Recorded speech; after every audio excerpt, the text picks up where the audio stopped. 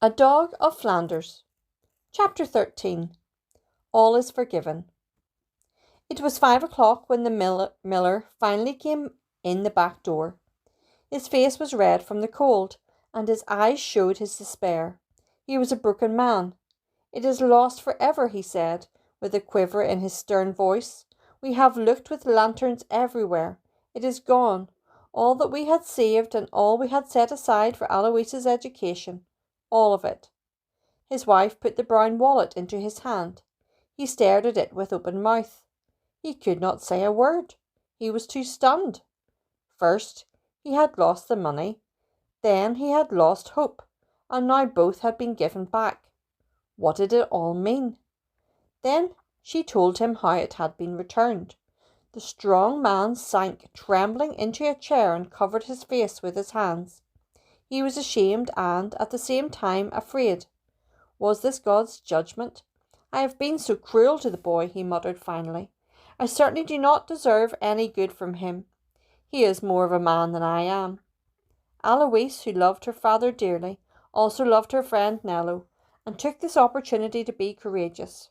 "Father, does this mean Nello may come here again?" she asked. "May he come tomorrow for Christmas dinner?"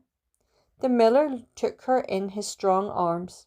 His hard face had softened, and his voice trembled. "Certainly, certainly.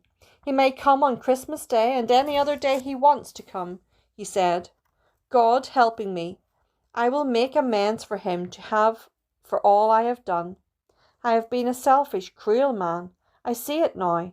I am not pleased with myself, and I know God is not pleased with my actions. I will try to make it up to Nello. You will see that I mean it."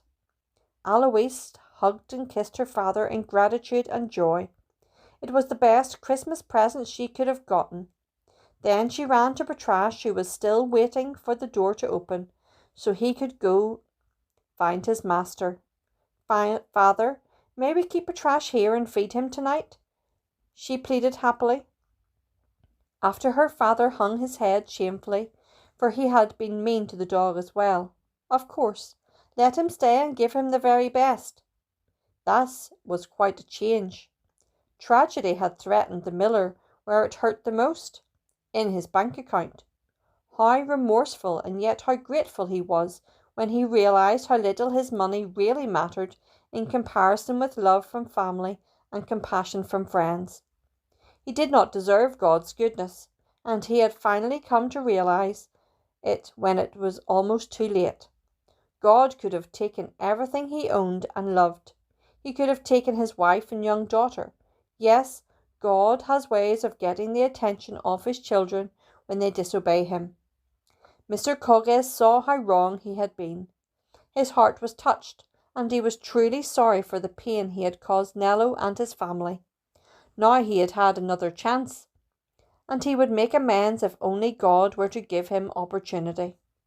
It was Christmas Eve, and the mill house showed it from every mantel and corner. Stacks of oak logs burned in every fireplace. Plates of cookies and pots of steaming hot cocoa sat waiting to be sampled. A large tree was trimmed with holly berries and tinsel. Boughs of holly and evergreen were draped across the ceiling, rafters, and doorways. Very large wreaths hung on the front door and over the main fireplace in the parlour. A smaller wreath hung over the kitchen fireplace, next to the cuckoo clock and the picture Nello had drawn of Alois and Patrash. Candles burned, puddings bubbled, and warmth and abundance filled every room. Alois was overjoyed with the presence of Patrash, and showered on him all the attention a dog could desire. But he would not come close to the warm fire or eat the tasty morsels set before him. He was cold and hungry, but, without his beloved master, he would not accept the comfort or satisfaction offered by Alois and her parents. They tried every way they knew to get him to eat, but he would not. Instead, he posted himself at the door, watching for a way to escape. "He wants the lad," said Mr. Cogges. Good dog, good dog. I will go get him first thing in the morning." No one but Patrash knew Nello was not at the hut, or that the selfish cobbler had driven them out. How could they have guessed that at that very moment Nello was facing starvation and misery from the cold. Only Patrash knew. The mill kitchen was very warm.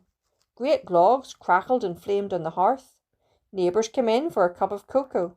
They sampled the holiday treats and the roast goose that had been baked for supper. Aloise was happier than she had been in months. Tomorrow she would have her playmate back. She twirled around the room, clapping her hands and tossing her blonde curls over her shoulders. Mr. Cogges's heart rejoiced to see her this way again, after months of forlorn, low spirits. Joyful tears moistened his eyes as much over her change as over his own change of heart. For months it had felt as if a tight band were round his chest. Now it was gone, and he felt as though he would burst with new freedom. He continually spoke of Nello and the things he would do for the orphan the next day, and all the days ahead. He would welcome him at the mill house again, and Nello and dear Aloise would be the best of friends again. Mrs. Cogges sat in her favourite chair near the warmth of the fireplace.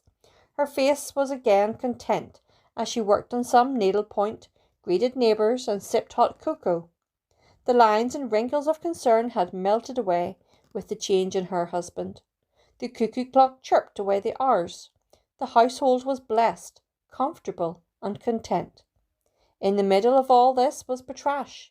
They coaxed him repeatedly to leave his post at the door and eat or lie by the fire. None of this tempted him. Too many days the sun of Nello's love had warmed him. Too many hours they had trudged along together with the little green cart. Later, amid the happy voices and coming and going of the guests, Patrash found the opportunity he had been awaiting. He slipped out the door as some careless guest came in. As swiftly as his weak, stiff, tired legs would carry him, he trotted over the snow in the bitter black night. He had only one thought: to find Nello. A human friend might have eaten or slept first, but that was not the kind of friendship Nello and Patrash had. All he remembered was that, in some long ago past, an old man and a little child had found him near death by the side of the road.